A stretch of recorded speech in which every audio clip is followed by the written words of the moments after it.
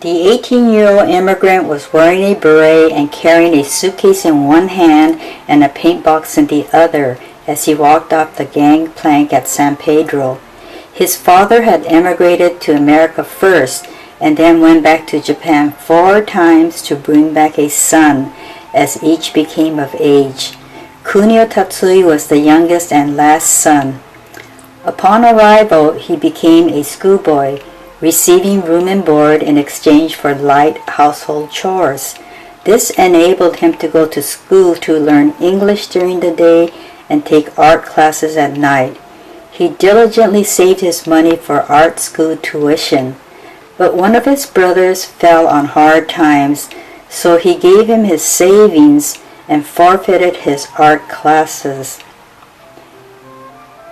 At the age of 30, he married my mother, an 18-year-old picture bride from Japan. They soon had 2 children and began to experience a measure of success.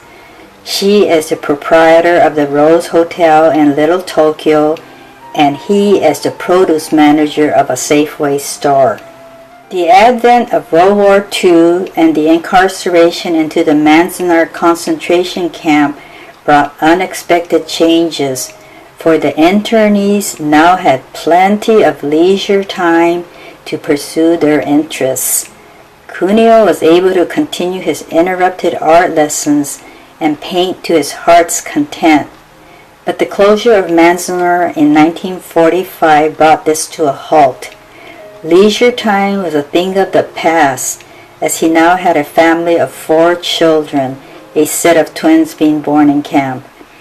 Kunio made successful investments, and this enabled him and my mother to start traveling around the world.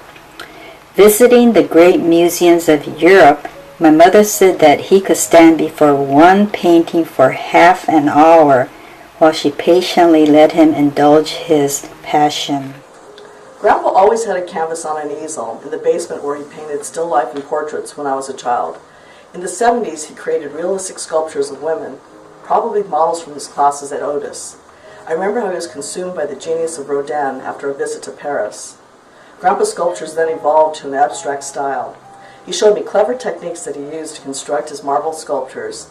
He created molds the traditional way, but instead of pouring bronze, he created a mixture of marble powder and resin that he poured into the molds so he can duplicate his favorites and simultaneously create beautiful marble sculptures. And this is one of my favorites.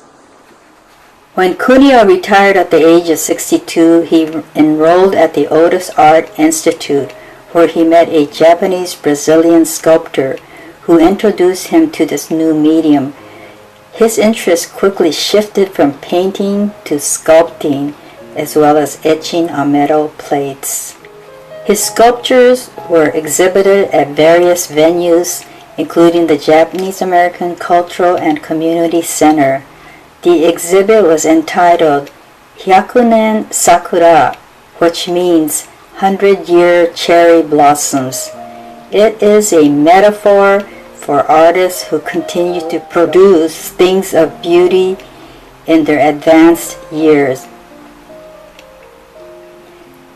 Kunio died at the age of 88.